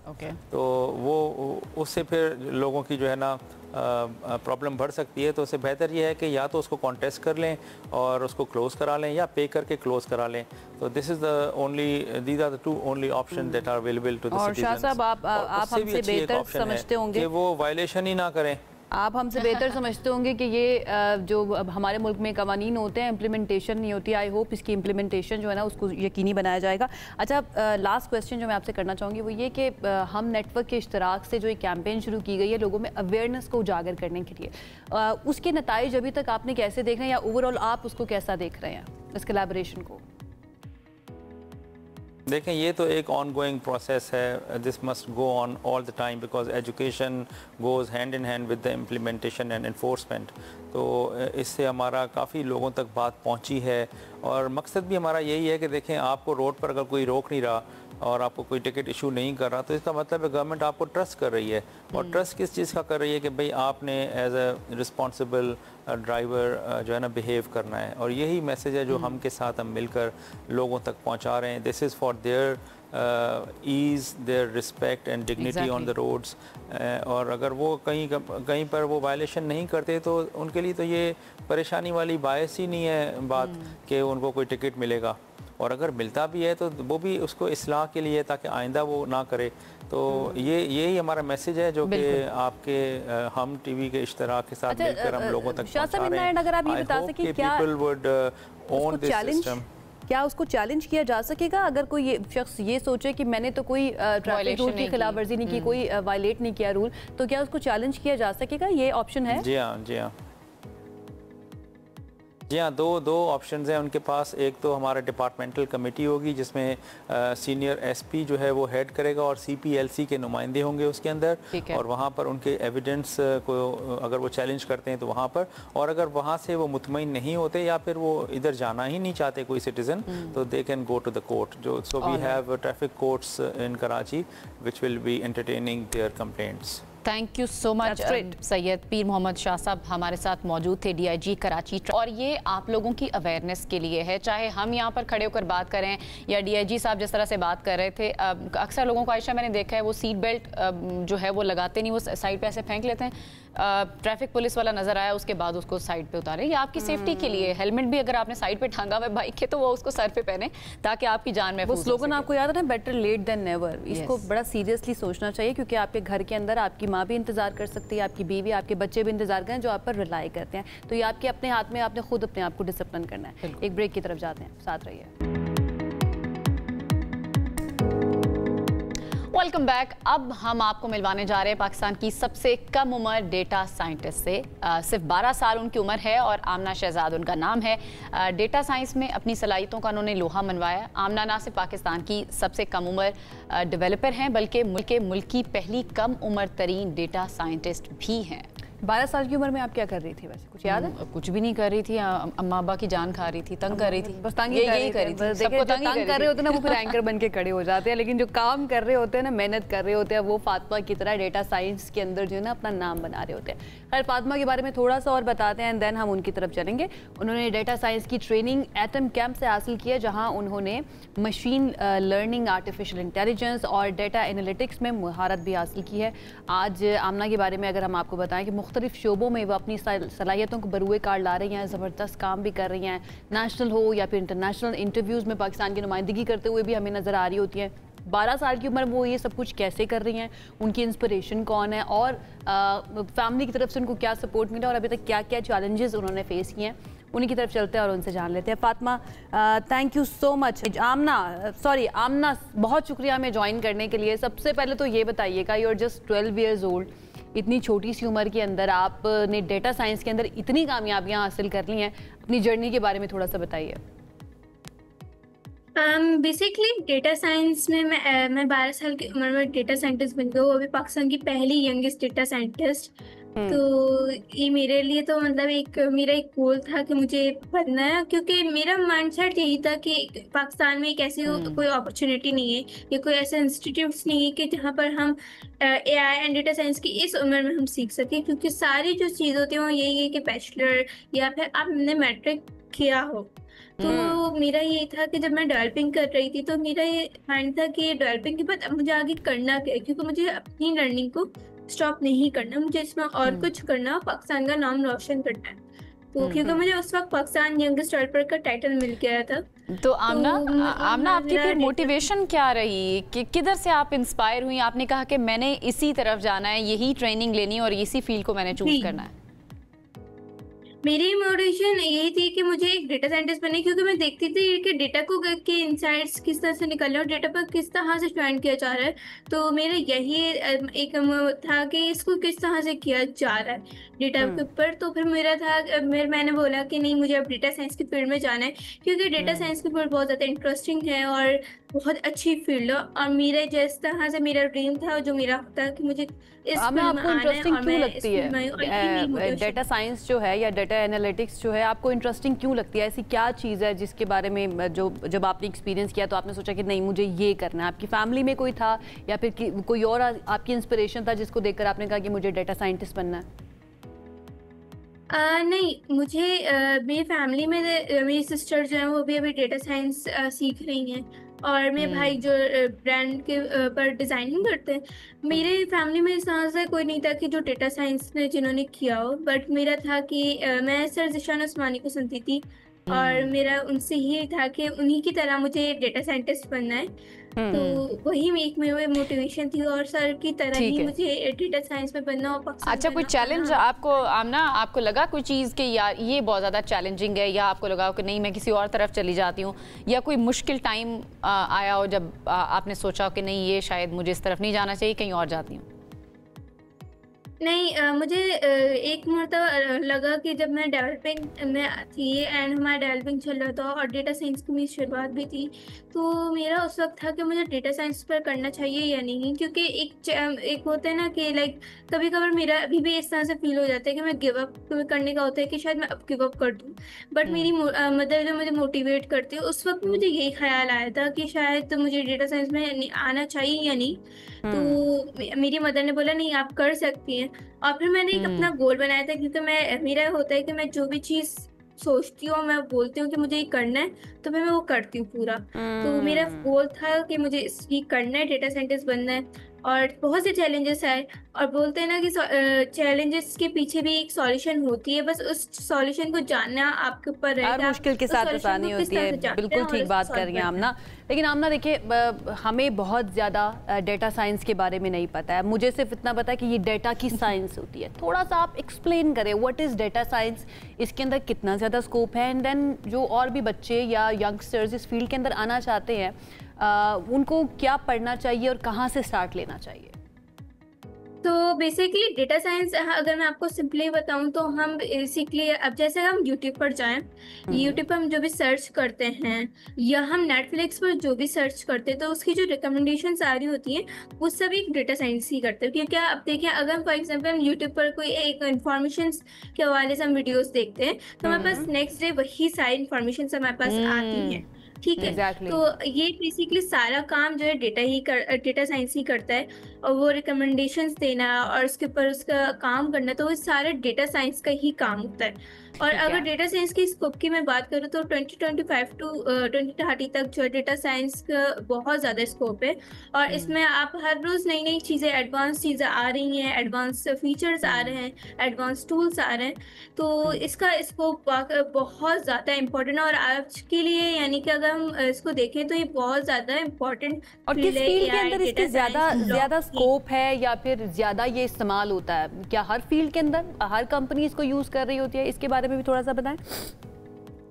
बेसिकली इसका बहुत ज़्यादा स्कोप है, और इसमें मैं पाकिस्तान में, मुझे जहाँ तक लगता है कि पाकिस्तान में इतने लोग नहीं हैं इस फील्ड में, डेटा साइंस की फील्ड में, और बाहर की कंपनी में ये डेटा साइंस बहुत ज़्यादा यूज़ किया जाता है क्योंकि उनको अपना पूरा डेटा जो है एक डिजिटल उस पर लिया है, अपना सब कुछ डिजिटल बिल्कुल ऐसा ही है आमना। यानी आप वो काम करिए जो हम अक्सर सोच रहे होते हैं कि आपस में हम दो लोग बात कर रहे हैं, ये कैसे पता चल गया? यहाँ पे इंटरनेट को फ़ोन पे वही चीज़ें सामने आना शुरू हो जाती हैं। हम जूतों की बात करेंगे, जूते आने शुरू हो जाते हैं या कोई भी और चीज़।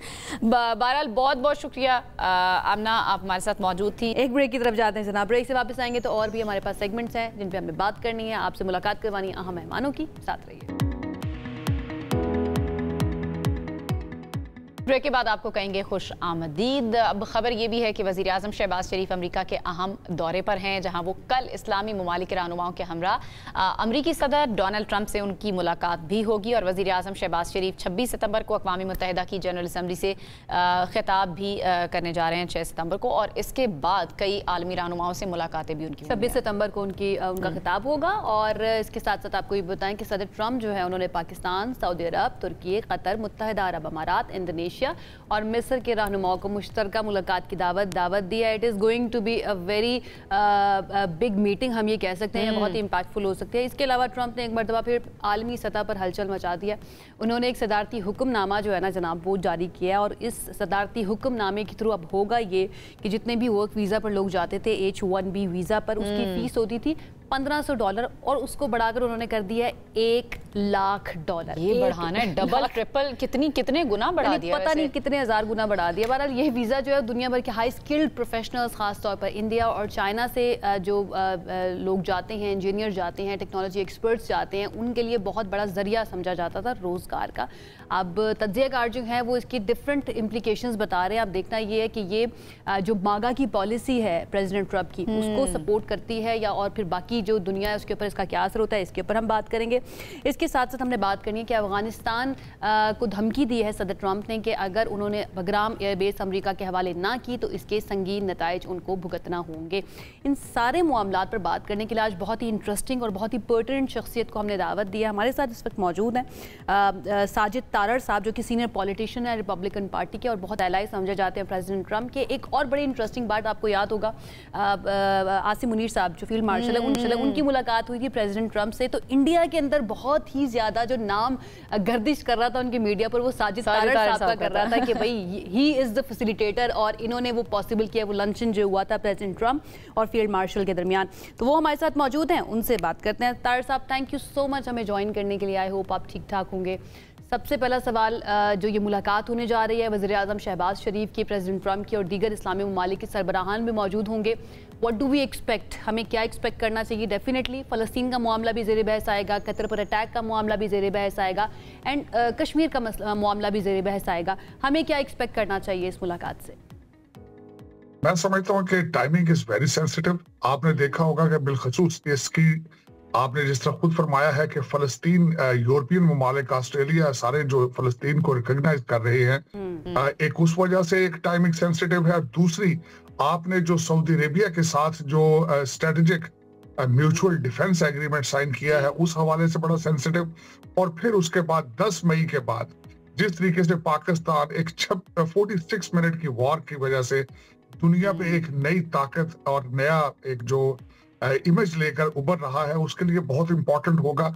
और दूसरी सबसे बड़ी बात है कि इस वक्त आपके रिलेशनशिप ना सिर्फ अमेरिका बल्कि दूसरी दुनिया के साथ भी, जिस तरीके से आज से साल डेढ़ पहले आप एक आइसोलेशन में थे, उसके बाद जिस तरीके से आप सामने आ रहे हैं, उसके लिए बड़ा इंपॉर्टेंट होगा अमेरिका किसका के साथ आपके जो नए ट्रेड एग्रीमेंट है उसके लिहाज से, रेयर अर्थ मिनरल्स के लिहाज, ऑयल कॉन्ट्रैक्ट्स के लिहाज से, और अब डिफेंस के बारे में भी बातें हो रही हैं कि आपको को हो सकता है अमेरिकन डिफेंस जो है नए आर्मामेंट्स नई चीजें हैं उनके बारे में भी आपसे बातचीत की जाए। मेरे ख्याल में टाइमिंग बहुत सेंसिटिव है और उसमें पाकिस्तान मेरे ख्याल में जो मैं समझता हूँ कि उस खित्ते में पहले जिस तरीके से भारत को समझा जाता था कि वो अमेरिकन इंटरेस्ट को जो वॉच करेगा उसको देखेगा। लेकिन सिर्फ पाकिस्तान की मीटिंग तो नहीं हो रही है ना तारड़ साहब, वो ये मीटिंग बाकी जो रहनुमा है इस्लामिक वर्ल्ड के, जिसमें कतर भी है, सऊदी अरब है, तुर्की, इंडोनेशिया, मलेशिया भी है, इन सब के साथ, इनके सब सरबराहों के साथ मीटिंग होना, वो उसको हम, ये तो पाकिस्तान से रिलेटेड बात होगी जो आपने की है, इन सब का मिलकर मुलाकात करना, इसके बारे में आपकी क्या राय है? इसके बारे में सबसे पहले तो मैं ये बताना चाहूंगा कि कतर पे जो हमला किया गया था इजराइल की तरफ से, उस पे भी अमेरिका हैव रिजर्वेशंस, और जो बिलखसूस अमेरिका के एक इमेज को जो धचका पहुंचा है उसको ठीक करने के लिए, दोबारा कॉन्फिडेंस रिस्टोर करने के लिए, इसमें जो तुर्की और पाकिस्तान इस हमले के होने का, देखिए इस पे अभी तक जो डोनाल्ड ट्रंप साहब का स्टैंड ये है कि उनको इनफ टाइम नहीं दिया गया था कतर को इन्फॉर्म करने के लिए, लास्ट मिनट उनको बताया गया था। आपने देखा होगा व्हाइट हाउस की तरफ से भी इस तरह के मैसेजेस आए हैं। और इस ग्रुप में जो 6 ग्रुप आपने लोगों का, जिन 6 ममालिक का जिक्र किया है, टर्की और पाकिस्तान 2 ममालिक, मुस्लिम ममालिक ऐसे हैं जिनके पास एक स्ट्रॉन्ग आर्मी मौजूद है और दोनों का status non NATO ally status है। तो ये 2 कंट्रीज का उस ग्रुप में होना बड़ा सिग्निफिकेंट है। लेकिन इस वक्त अमेरिका अगर देखा जाए तो अमेरिका के जो इमेज को धचका इस्लामिक कंट्रीज के अंदर पहुंचा है कतर के वाकये के बाद, और उसके बाद रीगेन करने की शायद अब कोशिश की जाएगी। अच्छा तारड़ साहब, ये कहेगा जो हमने इंट्रो में भी बात की है, ये वीज़ा फ़ीस के मामला जो है $1500 से बढ़ाकर $1,00,000 करना, इस फैसले के पीछे क्या रीज़न्स हैं? ये तो कई गुना बढ़ा दी गई है फ़ीस, और फिर ज़ाहिर है जो स्किल्ड प्रोफेशनल्स हैं, ख़ासतौर पर चीन से आते हैं, इंडिया से आते हैं और दीगर ममालिक से आते हैं, उनके लिए तो प्रॉब्लम होगी। आपको नहीं लगता कि अमरीका के अंदर भी इस चीज़ से प्रॉब्लम हो सकती है? मैं आपको रिमाइंड कराना चाहूंगा कि डोनाल्ड ट्रंप साहब कई दफा ये पहले भी बिलखसूस भारत के जो टेक के वर्कर आते थे उनके खिलाफ बयानात दे चुके हैं, बल्कि कई दफा वो अपने मैग्निफिसेंट 7 जो कि जिनको कहा जाता है, जो कि टेक रिलेटेड हमारी इंडस्ट्री है, वहां पे चाहे वो IBM हो, डेल हो, उनको एप्पल को, उनको वो कह चुके हैं कि लोकल वर्कर्स को हायर करें। और उसी तरफ इसका भी अगर देखा जाए तो टिल्ट वहीं जा रहा है, MAGA making America great again, manufacture in America, hire American, ये सारी चीजें देखा जाए तो उस तरफ है। और डोनाल्ड ट्रंप साहब, आपको पता होना चाहिए कि एप्पल को उन्होंने कहा था कि आप भारत में इन्वेस्टमेंट ना करें, भारत के अंदर मजीद अपनी फैक्ट्रियां ना लगाएं, आप अमेरिका के अंदर लगाएं। तो ये सारी उसी तरफ जा रही हैं चीजें। और जिस तरीका आपने देखा होगा कि डोनाल्ड ट्रंप साहब मुसलसल ये कहते हैं कि hire American, make in America, तो मेगा, और सारा आपने खुद भी फरमाया था, these are related to his mandate, जो उन्होंने इलेक्शन के दौरान अपना मैंडेट दिया था, उसी को पूरा करता नजर आ रहे हैं। व्हाट इफ अमेरिकन जो हैं वो जॉब ना कर सकते हों, जो कि बाहर कर जिस चीज़ की रिक्वायरमेंट है, जो चाइना से या फिर किसी दूसरी कंट्री से बुलाया जा सकता है। डेफिनेटली ये प्रेरोगेटिव है किसी भी मुल्क के सरबराह का कि वो किसी भी तरह का ऑर्डर जारी कर सकता है, लेकिन डाइवर्सिफिकेशन जो हमें नज़र आती है अमेरिका के कल्चर के अंदर, आपको नहीं लगता कि वो थोड़ी सी कम हो जाएगी? एंड देन कोलैबोरेशन दूसरी कंट्रीज़ के साथ जो नज़र आती है इस डिसीजन के बाद, उसमें भी फर्क नजर आएगा हमें? बिल्कुल आपने सही इशारा किया है, बल्कि उसको मैं एक मिसाल देना चाहूंगा। आपको पता होना चाहिए हुंडई की एक फैक्ट्री के ऊपर इमिग्रेशन ने रेड किया था और 450 साउथ कोरियन वर्कर वहां से पकड़ा गया था और उसके रिटर्न में साउथ कोरिया ने यह बताया था कि हमें बैटरियां बनाने के लिए लोकल वर्कर नहीं मिलते। और डोनाल्ड ट्रंप साहब ने उसके ऊपर भी एतराजात किए थे कि आप हालात देखें कि हमने दुनिया को बैटरी बना के दी थी और आज अमेरिका के अंदर हमें बैटरियां बनाने वाले लोग नहीं मिलते। तो दर हकीकत आपने बिल्कुल सही इशारा किया है, अमेरिकन इंडस्ट्री फेस करेगी इसके इश्यूज को, क्राइसिस आएंगे, इन्फ्लेशन ऊपर जाएगा, लेकिन स्लोली ग्रेजुअली डोनाल्ड ट्रंप साहब पुश करना चाहते हैं कि अमेरिकन खुद तालीम हासिल करें और ये जो हाई टेक जाबे हैं ये अमेरिकन खुद इनको फिल करें। और तीसरी बात ये है कि आपने देखा होगा एनवीडिया के लिहाज से और कई ऐसे चिप मैन्युफैक्चरिंग इंडस्ट्री है, डोनाल्ड ट्रंप साहब बिलीव करते हैं कि जो फॉरेन वर्कर आते हैं वो अमेरिकन नेशनल थ्रेट है, वो उनके लिए ताकि वो चीजें यहाँ से लर्न करके यहाँ से बना के चाइना ले जाते हैं।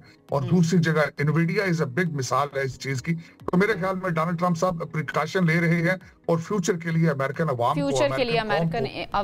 के फ्यूचर को सिक्योर करना चाह रहे हैं, बेसिकली आप ये कहना चाह रहे हैं। अच्छा, एक और मामला जो है, अमरीकी सदर का बयान वो काफी गर्दिश में भी है इस वक्त। बगराम एयरबेस के हवाले से उन्होंने कहा कि अगर वो हमारे हवाले नहीं की जाती तो फिर अफगानिस्तान को संगीन नताइज भुगतना होंगे। इस चीज की जरूरत क्यों महसूस हुई कि बगराम एयरबेस जो है वो अमेरिका के अंडर कंट्रोल होनी चाहिए? देखिए, मैं डोनाल्ड ट्रंप साहब के साथ मुसलसल ट्रैवल करता रहा हूं तकरीबन हर कैंपेन के अंदर। उसमें सबसे पहले वो समझते थे कि जिस तरीके से अफगानिस्तान से इनखला किया गया था वो तरीकाकार ठीक नहीं था। उस तरीकाकार की वजह से पेंटागन डिमोरलाइज है, हमारी फौज डिमोरलाइज है।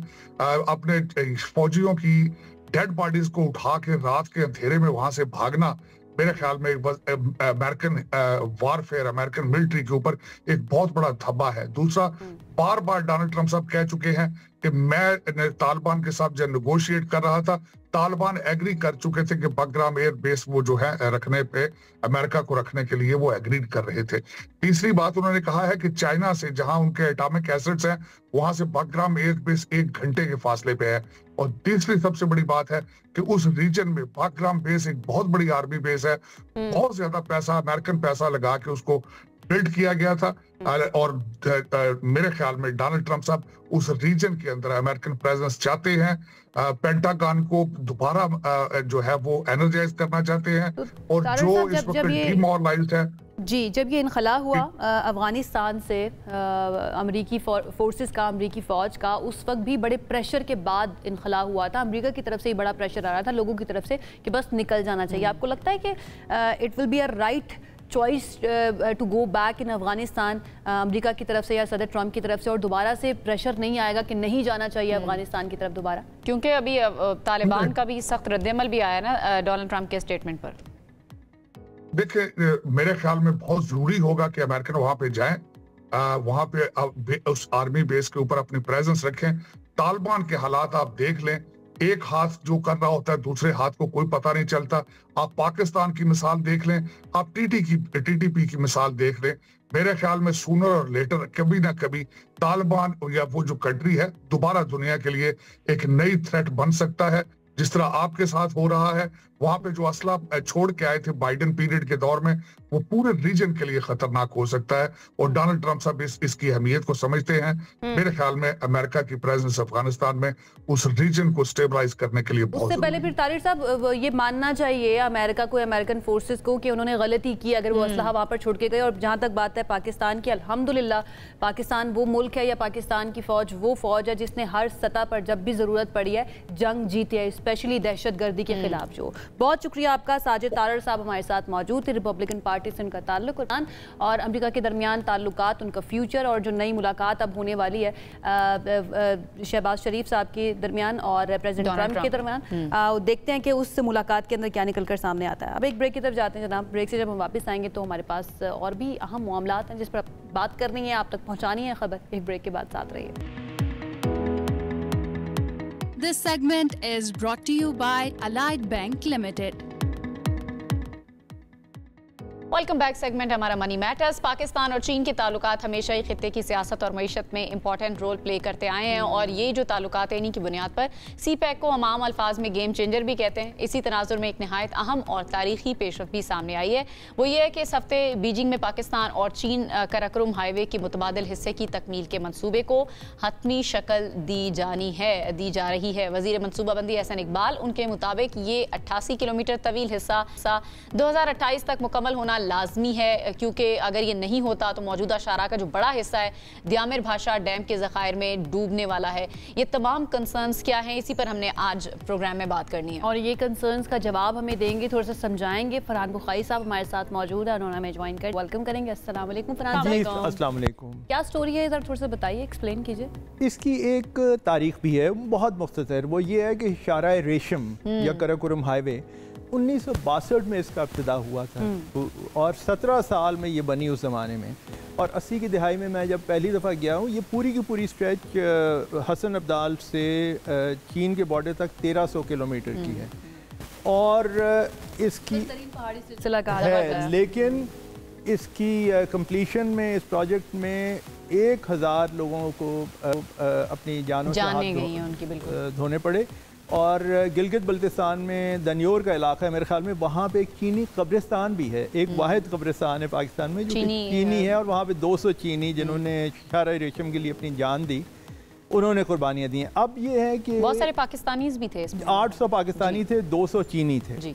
अच्छा, अब ये है कि इसको रीशेप करना या रीमॉडल करना वक्त की अहम तरीन ज़रूरत बन गया है। एक तो ये कि CPEC के साथ ट्रैफिक का वॉल्यूम भी बढ़ने का बहुत इम्कान है और दूसरा ये है कि जो इसके हिस्से जैसे ये दियामिर भाषा डैम में 88 किलोमीटर एहसन इकबाल साहब ने मुझे बताया, तो वो उसका को मुतबादिल करना पड़ेगा। इसके अलावा और भी जगह हैं। फिर ये क्लाइमेट चेंज और बारिशों की जो तबाही हुई है, आपने सुना होगा कई साल पहले ख़बर थी अताबाद लेक की, वहाँ पे जो तबाही हुई थी, तो उसके नतीजे में एक अल्टरनेटिव रूट वहाँ भी बनाना पड़ा था। लेकिन अब जो चीन के साथ वायदा होने चला, ये ज़्यादा मुफस्सिल है। Part of CPEC, right? ये CPEC का हिस्सा होगा ये रोड? CPEC का हिस्सा है। अच्छा बुखारी साहब, हम कहते हैं कि CPEC जो है वो गेम चेंजर है, यहाँ के लोगों की जो किस्मत है, ये तकदीर है, वो बदल देगा। थोड़ा सा आप हमें अगर बताते हैं आम लोगों के लिए, वैसे तो ये प्रोलॉन्ग करता जा रहा है, किस तरह से ये यहाँ के लोगों की किस्मत बदलेगा और क्या रोज़गार के मौके होंगे? ये जो CPEC फ़ेज़ 2 है जिसकी तरफ चीन और पाकिस्तान अब चले हैं, इसमें सरमायाकारी पे बहुत ज़्यादा ज़ोर दिया जाएगा, जिसके नतीजे में बावर ये किया जाता है कि पाकिस्तान में नौकरियां बहुत सी क्रिएट होंगी और ख़ास तौर पे नौजवानों को ज़रिया माश मिलेगा। ये पाकिस्तान के लिए सबसे अहम एक पेशरफ्त है और इसमें सनतें भी होंगी, क्योंकि एक फ्री जोन का भी इसमें है, प्लान है गवादर के पास। और गवादर में बड़ी तेज़ी से तरक्की हुई है, यानी एक गांव था लेकिन आज अगर आप जाके देखें तो उसकी सूरत ही बदल चुकी है। और बलूचिस्तान में सिक्योरिटी के मामलात अपनी जगह पे, लेकिन गवादर अपनी हद तक अपने तई वो एक सिक्योर जगह है, तो वहाँ पे लोग रह सकते हैं, काम कर सकते हैं और वक्त के साथ साथ वहाँ पे दूसरी भी ज़रूरियात आ सकती हैं। यही वजह जो दूसरे हमारे दीगर ममालिक हैं उनकी नज़र में खटकता भी है CPEC। जी, उन्हें बहुत बुरा लगता है, उन्हें बहुत बुरा लगता है और वो समझते हैं कि ये पाकिस्तान के लिए गेम चेंजर है, इसीलिए तो उन्हें इतनी मुश्किल हो रही है। और आप ये देखिए ना कि मुश्किल तो हर तरफ उन्हें हो रही है। अब ये मई के बाद जो मामला हुआ कि क्रिकेट तक, आज मैं सुन रहा था आप लोगों का प्रोग्राम, कि जो तीसरे एम्पायर ने हमारे एक बैट्समैन के साथ किया, यहाँ तक वो हद हो गई है, एक मजाक बन गया है ताल्लुकात। ये किस किस्म का बचपना है, मैं तो ये पूछ सकता हूँ। बिल्कुल ऐसे। अच्छा, चाइना के साथ हमारा जो ताल्लुकात हैं, what do you think, Pakistan और चाइना इतने क्लोज क्यों है? क्या चीज़ है जो इनके ताल्लुक को इतना ज़्यादा अहम बनाती है? पाकिस्तान के लिए चीन के साथ ताल्लुक़ की सबसे बड़ी अहमियत ये है कि चीन ने कभी पाकिस्तान को धोखा नहीं दिया। चीन के साथ दूसरे ममालिक के बरक्स जिनके साथ ताल्लुकात ऐसे उतार चढ़ाव, वो उतार चढ़ाव, और लेकिन ये कि उसके बरक्स चीन ने कभी उस किस्म का, तो लॉयल्टी सबसे बड़ा फैक्टर है, उस किस्म का रवैया नहीं रहा। अच्छा, चीनियों को भी पाकिस्तान की ज़रूरत है, ये सिर्फ वन वे ट्रैफिक नहीं है, क्योंकि इस पूरे के पूरे खत्ते में जितना बड़ा और अहम और मजबूत पार्टनर या एलाय चीन का पाकिस्तान है, वैसा और कोई नहीं है। और ये इतना ट्रिकल डाउन हुआ है कि इसके ऊपर तो शायरी तक हुई है। वो हबीब जालिब ने कहा था ना, चीन अपना यार है, इस पे जाने सार है। खैर, बहुत शुक्रिया। फरहान बकाई साहब हमारे साथ मौजूद थे और चाइना और पाकिस्तान के ताल्लुकात और अब सी पैक का सेकंड फेज जो शुरू हो चुका है उसके ऊपर कहाँ तक काम आगे पहुँचा है इसके बारे में हमें बता रहे थे। अब एक ब्रेक की तरफ हमें जाना है। ब्रेक से जब हम वापस आएंगे तो हमारे पास और भी अहम सेगमेंट्स हैं जिन पर बात करनी है। ब्रेक के बाद साथ रहिए। ब्रेक के बाद आपको कहेंगे खुश आमदीद। Great people to fly with but great people to fly with free.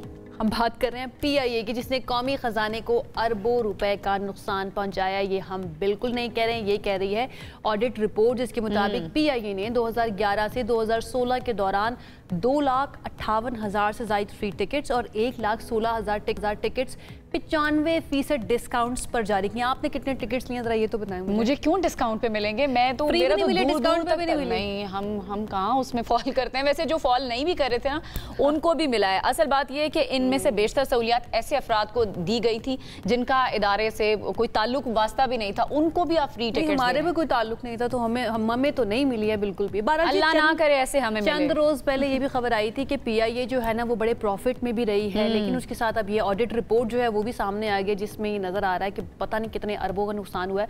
अब हैरत अंगेज बात यह है कि इस रिपोर्ट के बारे में बातचीत भी नहीं की गई, यानी कि इसके ऊपर एक ओवरसाइट भी, लैक ऑफ ओवरसाइट भी नजर आया है। इतना मैसिव कंसेशन होना एंड देन ओवरसाइट ना होना, ये किस तरफ जा रहा है? क्योंकि कहा जा रहा है कि ये फैसला जो है किसी चेयरमैन या MD की मंजूरी के बगैर लिया गया। और साइन कौन करता था, ये बहुत एग्जैक्टली। और फिर उसका बोझ किसने बर्दाश्त किया? आम आवाम ने और PIA जो कि शदीद खसारे में जाती चली गई। उसके पीछे बहुत सारे फैक्टर्स हैं जिसने PIA को आज इस नहज तक पहुंचाया। हमने सोचा इस पर जरा तफसील से बात करते हैं। तर्जुमान PIA अब्दुल्ला खान साहब हमें ज्वाइन कर रहे हैं। अब्दुल्ला, बहुत बहुत शुक्रिया आपने प्रोग्राम में हमें ज्वाइन किया। सबसे पहले तो ये जो ऑडिट रिपोर्ट सामने आई है, आपके नजदीक ये कितनी रियलिस्टिक है? ये जो स्टैट्स हैं ये तो बड़े कंसर्निंग है, बड़े परेशान करने वाले हैं। जान लेते हैं कि PIA का मौक़िफ़ क्या है इस रिपोर्ट के बारे में। सबसे पहले ये बता दें अब्दुल्ला। बहुत शुक्रिया, thank you so very much. हमेशा खुशी होती है आपके प्रोग्राम के अंदर आके सवेरे। I hope you are not saying this sarcastically. नहीं, बिल्कुल भी नहीं है। मैं तो आपको पता है, आप लोग रेगुलरली हमें बुलाते। अच्छा, थोड़ा सा मैं आपका वक्त लूंगा और वक्त लेके इसको एक्सप्लेन करने की कोशिश करूंगा। देखें, हमें ये बात समझनी चाहिए कि ये 2017 का ऑडिट पैर है और 2011 से लेके 2016 तक का इसके ऊपर उन्होंने किया था, और ये सुप्रीम कोर्ट के स्पेशल इंस्ट्रक्शंस के ऊपर एक स्पेशल ऑडिट हुआ था जिसमें ये निकला। और अब ये 9 साल पुराना ऑडिट पैर है जो कि पता नहीं कहाँ चला गया। उसके ऊपर FIA को, मुझे ये अच्छी तरीके से याद है कि सुप्रीम कोर्ट ने हुक्म दिया था FIA को कि उसकी इन्वेस्टिगेशन करे, और मेरी इंफॉर्मेशन के मुताबिक FIA ने भी इसकी इन्वेस्टिगेशन की और उसने भी इस पर कोई क्रिमिनल केस नहीं बनाया, बिकॉज उनको कोई कॉज नहीं मिला। जिसकी सबसे बड़ी बुनियादी वजह ये थी कि जिसके नंबर्स लिखे गए हैं वो इतने ज्यादा मिसलीडिंग है कि वो कोई सेंस नहीं बनती। इनफैक्ट PIA ने भी सरकारी तौर के ऊपर गवर्नमेंट ऑडिट को ये लिखा था कि ये नंबर्स जो आपने लिखे वो एड अप नहीं होते। लेकिन हैविंग सेड दैट, हमें ये बात समझनी पड़ेगी कि देखें, एयरलाइन बिजनेस के अंदर मैं आपको 2 पार्ट में इसका जवाब इसलिए देता हूँ कि एक हम लेते हैं 2017 से पहले का और एक लेते हैं 2018 के बाद का। एयरलाइन पर्सपेक्टिव के अंदर बहुत सारी इंसेंटिव स्कीम्स होती हैं जो कि एजेंटों को दी जाती हैं टू उनको आप इंटाइज करें कि वो सेल बढ़ाएं। यानी कई दफा ऐसा होता है कि आपका कोई रूट बढ़ जाए तो आप उनको कहते हैं कि ठीक है 15 टिकट बेचोगे तो 16वां टिकट तुमको फ्री मिलेगा, और वो फ्री टिकट जो है वो कंट्रीब्यूट होता है एज कॉस्ट ऑफ सेल में। यानी इसके कुल 80-90% जो टिकट्स मेंशन हैं, अगर उनके हम फेस वैल्यू पे उनके नंबर को एक्सेप्ट भी कर लें तो उसके अंदर वो हैं जो कि एजेंट इंसेंटिव को दिए जाते हैं। यानी आप ये समझें कि उस टाइम पे PIA तकरीबन 5 से 6 मिलियन यानी 50 से 60 लाख मुसाफिरों को या टिकट्स बेचा करता था। उसके अंदर से चंद हजार टिकट्स जो हैं वो एज एजेंट इंसेंटिव दिए जाते थे उनकी सेल बढ़ाने के लिए, जो कि कॉस्ट रखी जाती थी आपकी ओवरऑल बिजनेस के अंदर। अच्छा, दूसरी चीज जो हमें समझनी चाहिए वो ये समझनी चाहिए कि यानी PIA बहुत सारी प्रमोशनल एक्टिविटीज के लिए बार्टर भी करता था, क्योंकि हमारे पास टिकट्स एक करेंसी के तौर पे भी यूज होते हैं, क्योंकि हम लोग किसी भी टाइम पे 100% अब्दुल्ला साहब नहीं बेचते। चले ये तो ऑडिट रिपोर्ट है ना, आपके अपने क्या स्टैट्स हैं, आपके अपनी क्या आदादो शुमार हैं, कितने फ्री टिकट्स जो है ये जो टाइम पीरियड बताया गया जिसका ऑडिट हुआ है इसमें जारी किए गए हैं? देखें इससे तो बहुत ज्यादा कम। मैं ये बात मानता हूँ कि देखिए फ्री टिकट्स बिल्कुल एज अ बिजनेस प्रोसेस हम दिया करते थे, लेकिन इससे बहुत ज्यादा कम। जिससे मैंने आपको पहले कहा था कि 2018 के बाद क्या हुआ, 2018 के अंदर सुप्रीम कोर्ट ने एक हुक्मनामे से पीआईए को बाहर कर दिया कि कोई फ्री टिकट आज के बाद, चाहे वो प्रमोशनल केस पे हो, चाहे वो इंसेंटिव के ऊपर हो, आप नहीं देंगे। तो 2018 से लेके अब हम 2025 के अंदर बैठे हैं, ये प्रैक्टिस बिल्कुल खत्म हो गई। इसलिए आप ये देखते हैं कि ये 9 साल पुराना ऑडिट पैरा है, लेकिन इसके बाद ये तो चले टिकट की मत में हम बात कर रहे थे। मेरे पास जो कुछ स्टैट्स हैं वो मैं आपको बता दूं, जो 2024-25 के स्टैट्स हैं, जिसमें ग्राउंडेड एयरक्राफ्ट्स की मत के अंदर भी नुकसान हुआ है तकरीबन 22 बिलियन का। मेंटेनेंस इश्यूज जो हैं उसके अंदर भी बहुत ज़्यादा नुकसान हुआ है तकरीबन 14 बिलियन का। फिर इंजन डिलेज 6 बिलियन का, उसके अंदर भी नुकसान हुआ है। ये तो अभी के स्टैट्स हैं अब्दुल्ला। देखें ये नंबर्स में इसलिए मैं इनसे एग्री इसलिए नहीं करता बिकॉज आप ये देखें कि 2023, 2024 और 2025 के अंदर पीआईए ने ओवरऑल मुनाफा कमाया। तो अगर तो आप कहें कि जी नुकसान हुआ है तो नुकसान कहीं जाके अकाउंट फॉर नहीं हो रहा है ना। देखें हम ये बात आपको इस तरह से कमाया ना अब्दुल्ला के जो खसारा था वो गवर्नमेंट अपनी तरफ ले गई। नहीं बिल्कुल नहीं, ऐसा नहीं है। देखें आपको समझना चाहिए, अगर आप किसी भी चीज की इनकम स्टेटमेंट के आप कंपोनेंट देखें ना, जो आपके प्रॉफिट एंड लॉस बनता है, उसमें आप ये देखें कि जी जो फाइनेंशियल कॉस्ट है, जो आप कह रहे हैं कि जी पुराना कर्जा था, वो पुराना कर्जा ऑपरेटिंग लेवल के बाद आता है। अगर आपका इदारा ऑपरेटिंग लेवल के ऊपर मुनाफा कमा रहा है तो उसका मतलब ये है कि उसके अपने ऑपरेशन से वो इतना ज्यादा इफेक्टिव या इतना ज्यादा वाइबिलिटी है कि वो उसके अंदर से मुनाफा कमाता है। उसके बाद जाके फाइनेंशियल कॉस्ट एडजस्ट होती है। 2024-25 के अंदर तो फाइनेंशियल कॉस्ट भी पीआईए ने एडजस्ट की। तो कहने का मकसद उसके ऊपर ये कि देखिए पीआईए 2022-23 से ऑपरेटिंग लेवल के ऊपर भी मुनाफे में था, 23 पूरा साल, 22 आधा साल, 2024-25 के अंदर टोटल मुनाफे के अंदर। ठीक है अब्दुल्ला, चले फिर इस तरह अब्दुल्ला साहब बता दें कि आपकी नज़र में पीआईए जो अब ज़बूहाली का शिकार हम इतने अरसे से देख रहे हैं, एक हमारा इदारा, आप फिर उसकी वजह क्या समझ रहे हैं अगर ये सारे स्टैट्स ठीक नहीं है या ऑडिट ठीक तरह से नहीं हुआ? देखें हमें ये बात समझनी पड़ेगी कि जो ऑडिट है वो एक अपना काम करता है और वो उसके अंदर जो उनको जो अपनी हिसाब से उनको समझ आता है वो आपकी गलतियों की, आपकी डिस्क्रिपेंसीज की निशानदेही करता है। लेकिन जरूरी नहीं है कि जो ऑडिट के अंदर जो एग्जैक्टली चीजें लिखी गई हैं वही सारे के सारा कसूरवार हो किसी भी खसारे के आने के लिए। देखिए हमें ये समझना पड़ेगा कि 2003 से लेके 2022 तक पीआईए परसिस्टेंटली लॉसेस में रहा और वो लॉसेस मल्टीपल फैक्टर्स की वजह से। उसके अंदर चाहे डिलेड डिसीजन मेकिंग का लॉस है, चाहे उसके अंदर फ्लीट के ऊपर इन्वेस्टमेंट नहीं की उसका लॉस है, चाहे वो प्रोडक्ट की ज़बूहाली का लॉस है, चाहे वो ओवर स्टाफिंग का लॉस है। तो उसके मल्टीपल फैक्टर्स है। वो जितना आप हम डिस्कशन में जाएंगे उतना ज्यादा उसकी वो जो है वो चीजें खुलती जाएंगी। लेकिन हमें ये समझना पड़िए कि जिससे आपने कहा कि ज़बूहाली के शिकार है, मैं इसे एग्री इसलिए नहीं करता बिकॉज 2024-25 के अंदर हमने बहुत सारी चीजें अरेस्ट कर ली। हमने जो लॉसेस थे उन पे काबू पा लिया। इवेंचुअली जब लॉसेस पे आप काबू पाते हैं तो उसके बाद आप प्रोडक्ट पे इन्वेस्ट करते हैं, उसके बाद आप अपने फ्लीट पे इन्वेस्ट करते हैं। लेकिन आप कभी भी आगे उस वक्त तक नहीं बढ़ सकते जब तक आप अपनी गलतियों के ऊपर जो है ना रिफ्लेक्ट नहीं करता है। तो मुझे लगता है कि इट्स टाइम कि हम खोल के उसके ऊपर बात कर ही लें। चलिए इन द एंड ये बता दीजिएगा कि इस वक्त जो सिचुएशन है, अब तो कहीं पर कोई फ्री टिकट्स और ये जो 95% तक का मैसिव कंसेशन और डिस्काउंट दिया जा रहा था, अब तो नहीं दिया जा रहा पीआईए की तरफ से? नहीं, अब नहीं दिया जाता क्योंकि इस पे सुप्रीम कोर्ट का हुक्म है। तो अगर खुदा न खास्ता हमने दे दिया तो फिर हमें वहाँ पे हाजिरी देनी पड़ेगी। मेंटेनेंस का भी बता दें, पीआईए के एयरक्राफ्ट की मेंटेनेंस हो रही है क्योंकि जो पिक्चर्स आते हैं जब हम ट्रैवल करते हैं तो उस वक्त बहुत ही बुरी सिचुएशन है एंड यू नो दैट। देखिए अगर आपने रिसेंटली डोमेस्टिक पे ट्रैवल किया हो तो आप खुद ये नोट करेंगे कि बहुत वाज़ेह इंप्रूवमेंट है। इंटरनेशनल के ऊपर हमें मसले हैं और उसके हैं बिकॉज फ्लीट अब पुरानी एज का हो गया और वो मेंटेनेंस देखभाल ज्यादा मांगता है। प्लस अब आप समझ रहे हैं कि अभी जिस तरह यूरोप खुला है और अभी आगे जिस तरह यूके खुला है तो हमने फ्लीट को बहुत सारे को ग्राउंड किया हुआ है उन परवाजों की तैयारी के लिए, ताकि जब आप नया सेक्टर के ऊपर जाते हैं और किसी बड़े सेक्टर पर जाते हैं तो और आपने कम्पीट करना है ऐसी एयरलाइंस के साथ जो कि बहुत प्रोडक्ट लेके आती हैं तो आपको बहुत सारी चीजें अपने जहाज पे देनी पड़ेगी। तो बहुत ज्यादा एफर्ट इस पे हो रहा है, बहुत ज्यादा काम इसके ऊपर हो रहा है। आप देखेंगे अगले 1-1.5 महीने के अंदर आपको बहुत अच्छे केबिन वाले जहाज भी नजर आएंगे, इन-फ्लाइट एंटरटेनमेंट के अंदर नजर आएगा, रिलायबिलिटी भी आएगी और आप ही के प्रोग्राम के ऊपर आके हम उसी की तस्वीरें दिखाएंगे। और Abdullah, talk to you after 1.5 month इंशाल्लाह। हम पूरी कोशिश करेंगे आपसे बात करें। Thank you so much. तर्जुमान पीआईए अब्दुल्ला खान हमारे साथ मौजूद थे और हमेशा बड़ा अच्छा लगता है इनसे बात करते क्योंकि जितना मर्जी सख्त सवाल आप इनकी तरफ लेके जाएं बड़े पोलाइटली उसका जवाब देते हैं। खैर जी, इसके साथ ही वक्त जो हमारे शो का वो भी हो चुका है खत्म। आप कुछ एंड में कहना चाहेंगी अपने पीआईए के बारे में? किसी के भी बारे में, आपकी मर्जी, आपका शो है। मैं तो आपको एंड में कहना चाहूंगी कि आप अपनी सेहत का ख्याल रखें। मैं पूरी कोशिश करूंगी। आप लोग भी इज्तिमाई दुआ कीजिएगा मीडिया की। इंशाल्लाह अपना बहुत ख्याल रखिए, अच्छा सा दिन गुजारिए। अल्लाह हाफिज।